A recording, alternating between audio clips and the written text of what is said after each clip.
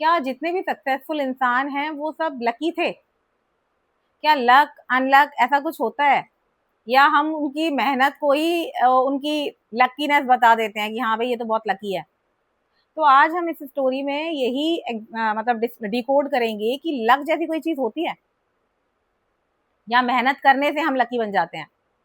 तो Radhe Radhe everyone, myself Vandana, welcome to my story blog. तो आज की इस डिकोडिंग को मैं शुरू करूंगी एक छोटी सी स्टोरी के साथ में। तो मेरी स्टोरी स्टार्ट होती है कि एक मोची होता है, वो अपना काम कर रहा था, अपने वो जूते सिलने वाला काम करते हैं मोची। तो वो एक पेड़ के नीचे बैठ के आराम से अपना काम कर रहा था, और साथ में मन में उसके नाम जप चल रहा था। वो नारायण नारायण मन में बोल रहा था और अपना काम करता जा रहा था। अल्टीमेट गोल हम सबका वही है कि हमें प्रभु मिल जाए, तो बस बेचारा वही अपने काम के साथ में कर रहा था।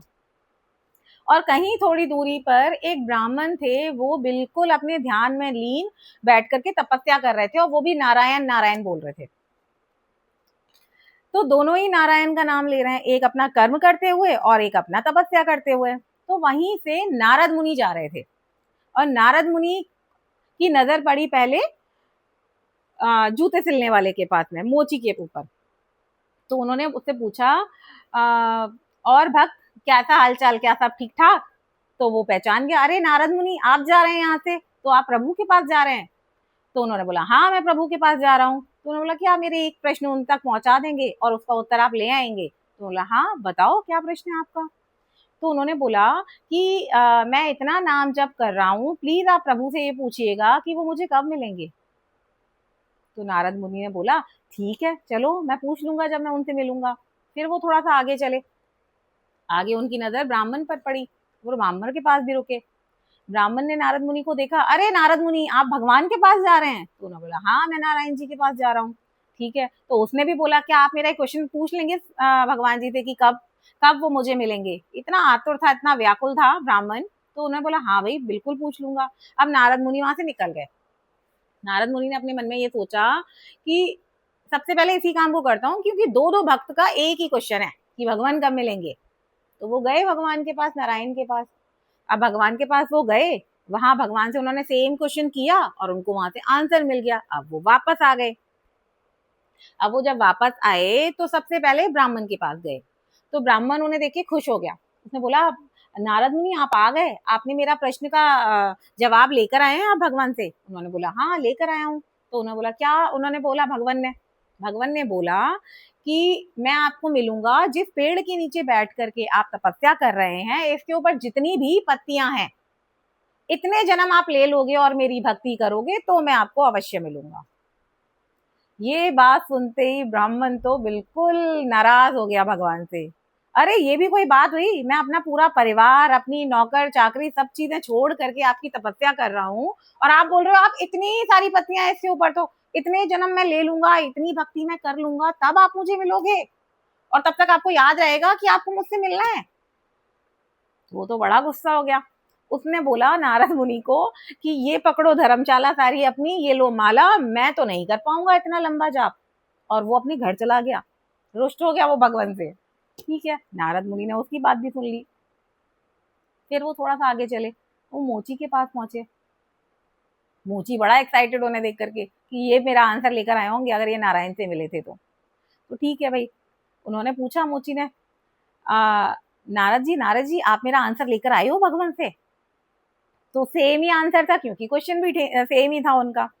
तो नारद जी ने उनको बोला कि प्रभु ने बोला है जिस पेड़ के नीचे बैठ करके, इस पीपल के पेड़ के नीचे बैठ करके आप अपनी तपस्या कर रहे हो अपने कर्म के साथ, जितनी इसकी पत्तियां है ना, इन पत्तियों के बराबर जब आप जन्म ले लोगे और मेरी भक्ति कर लोगे तब मैं आपको मिलूंगा। वो इतना खुश कि भगवान मुझे मिलेंगे, भगवान ने इतना बोला मेरे लिए उतना ही बहुत है कि वो मुझे मिलेंगे इतने जन्म लेने के बाद। में इतना ज्यादा एक्साइटेड हो गया कि उस पेड़ को वो गले लगाए, उसके ऊपर नीचे चढ़े, बहुत ज्यादा खुश हो गया। और वो जितना ऊपर चढ़ रहा था वो तुरंत वहां से नीचे गिरा, और नारायण जी आए और भगवान ने उसे कैच कर लिया और उसको बचा लिया। उसको वहीं दर्शन मिल गए भगवान के, भगवान उसे वहीं प्राप्त हो गए। मुझे बोलते बोलते भी गूज बम आ रहे हैं ये स्टोरी। तो भगवान उससे बस इतनी सी बात पर मिल गए, उसके भाव को देखते ही उसे मिल गए। तो नारद जी बड़े शॉकिंग, मतलब इसमें कि आश्चर्यचकित, कि भगवान से बोले वो कि आपने तो वो दोनों को एक ही क्वेश्चन का मतलब सेम ही आंसर था आपका। आपने बोला था इतनी सारी पत्तियां हैं इसमें और इतना ये जन्म ले लेगा और इतनी मेरी भक्ति कर लेगा फिर मैं आपको मिलूंगा, इसे मिलूंगा। तो आप इतनी जल्दी कैसे आ गए? तो भगवान ने बोला कि मुझे मिलना इसे इतने जन्म की भक्ति के बाद ही था, लेकिन जो इसके भाव हैं मेरे लिए, जो इसकी खुशी है, उसे देख के मुझे इसे बचाने तो आना ही था। तो सेम ऐसा ही हमारी लाइफ में होता है कि हम जैसे भाव रखते हैं, बस चीजें हमारे साथ वैसी होती हैं। कहते हैं मैनिफेस्ट करो, जैसी हमारी एनर्जी, जैसी हमारी सराउंडिंग, जैसी हमारी सोच, हमारे पास चीजें वैसी ही आती हैं। अगर आप खुश रहोगे तो खुशियां आएंगी और आप हर चीज के लिए रोते रहोगे तो दुख आएगा, है ना। तो सेम ऐसा ही उस मोची के साथ में भी हुआ। उस ब्राह्मण ने क्या किया, उसे बस खुशी मिलने ही वाली थी, उसने बिल्कुल एंड में गिव अप कर दिया कि नहीं, नहीं होगा मुझसे। और वो उतनी मतलब उस पर भी खुश था कि मैं इतने जन्म लूंगा, इतनी पूजा पाठ करूंगा, उसके बाद ये चीजें होंगी। तो ऐसा नहीं है कि कोई चीज हमें लक से मिलती है, ये हमारे भाव कैसे हैं, हम कर्म कितने सच्चे मन से कर रहे हैं उस पर डिपेंड करता है। और अगर विश्वास, जहां विश्वास है चमत्कार भी वही है। हमने अपनी प्रीवियस स्टोरी में ये बात की थी। तो चमत्कार कब होता है? जब हमारा विश्वास होता है। उसको इतना विश्वास था कि कोई बात नहीं, मैं इतने पत्तियां गिरने के बाद, मैं इतने जन्म लेने के बाद मुझे भगवान मिलेंगे तो सही। भगवान ने इतना तो माना कि वो मुझे दर्शन देंगे, इस लायक तो समझा।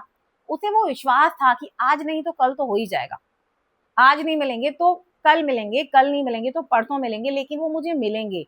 उसके मन में ये दृढ़ विश्वास था। और ब्राह्मण वहीं गिव अप कर गया कि मैं तो इतना नहीं कर सकता, है ना।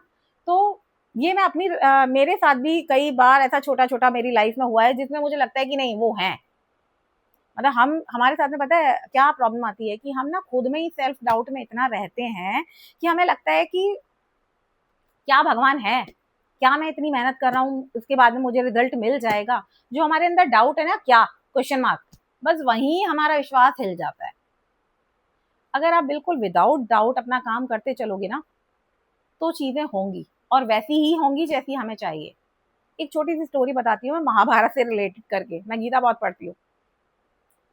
तो वहां पर जब द्रौपदी का चीर हरण होने वाला था, तो उस टाइम पर दुशासन उठा।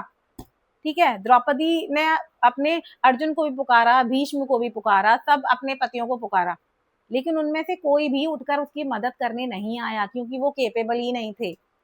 लेकिन द्रौपदी ने अपनी साड़ी को ऐसे करके नहीं पकड़ा था, उसने हाथ जोड़े और माधव को बोला बस अब आप ही हो और आप मुझे बचा लोगे। उसका इतना विश्वास था उन पर। और उसका क्या रिजल्ट हुआ कि उन्होंने उन्हें बचाया भी, क्योंकि उसका फेथ था, बिल्कुल ब्लाइंड ट्रस्ट था भगवान के ऊपर कि वो तो हैं, वो तो सब संभाल ही लेंगे। तो हम जब अपनी लाइफ में इतना फेथ रख के अपने काम करते हैं ना, तो हमें वो सारी चीजें मिलती हैं जो हमें चाहिए हमारी लाइफ में। तो हम हमेशा अपने ऊपर डाउट करते रहते हैं ना कि मैं ऐसा करूंगा तो ये होगा, या मेरे साथ ही ऐसा क्यों होता है, वाई मी ऑलवेज। तो ऐसा क्यों होता है? क्योंकि हमारे मन में एक डाउट चल रहा होता है ना कि मेरे साथ ही गलत क्यों हुआ। हो सकता है वो गलत इसलिए हुआ है कि आपको कुछ लर्निंग देके जाए और उसके बाद में आपकी चीजें सही हो जाए, है ना। तो हम अपने कर्मों का ही भोग रहे हैं अगर आपके संग कुछ गलत हो रहा है तो। अगर आप विश्वास करोगे कि वो है, वो सब संभाल रहा है, तो आप भी लक्की हो जाओगे। और जिस दिन आपके मन में डाउट आ गया ना, तो फिर आप कितनी भी मेहनत कर लो, वो चीज आगे सफल तो नहीं होगी। क्यों? क्योंकि हमें तो एक डाउट चल रहा है ना माइंड में, हम मैनिफेस्ट तो डर ही कर रहे हैं ना बेसिकली। जो हमने अर्जुन की स्टोरी सुनी थी उसमें हमने बात की थी कि हम जो मैनिफेस्ट अंदर से कर रहे होते हैं ना, हम बाहर क्या प्रिटेंड कर रहे हैं वो मैटर नहीं करता। हम अंदर से जो फील कर रहे हैं ना वो मैटर करता है। यूनिवर्स हमारे वर्ड्स नहीं सुनती है, वो हमारी फीलिंग भी महसूस करती है। तो हमें क्या करना है, हम लकी कब हो जाते हैं? जब हम बिलीव करते हैं, तब हम लकी हो जाते हैं। और अगर हम बिलीव नहीं करते कि वो है या नहीं है, तो फिर हम लकी नहीं है, फिर तो हम अनलकी रह जाते हैं। तो हमें अपने बच्चों को भी ये चीज बतानी चाहिए कि उन्हें कभी ये नहीं कहना है कि मेरे साथ तो हमेशा ही गलत होता है, मैं तो कितना भी कर लूं होना ही नहीं है ये चीज मेरे लिए, तो मेरी लाइफ में तो कुछ अच्छा हो ही नहीं रहा है। उनको ये बोलना है बच्चे कि अगर कुछ फेलियर मिल रही है तो डेफिनेटली वो आपको कुछ सिखाने आ रही है और एक एक्सपीरियंस के साथ हम आगे चलने वाले हैं, है ना। तो हमें अपने बच्चों को भी सिखाना है कि भगवान में फेथ रख के अपने कर्म सच्चे करते चले जाओ। तो इस स्टोरी को मैं समअप करूंगी और बोलना चाहूंगी आपसे लास्ट की 2 लाइनें कि जहां विश्वास है वहीं भगवान है, और जहां भगवान है वहां असंभव जैसा कोई शब्द है ही नहीं। तो believe in God, surrender your self and do your Karma, nothing else. ज्यादा कुछ नहीं कहना चाहूंगी, बस अपने अंदर विश्वास रखिए और अपने कर्म करते जाइए। देखिए फिर हम कितनी जल्दी लकी बनते हैं। तो लक एग्जिस्ट करता है, बट आपके बिलीव के साथ। राधे राधे एवरीवन।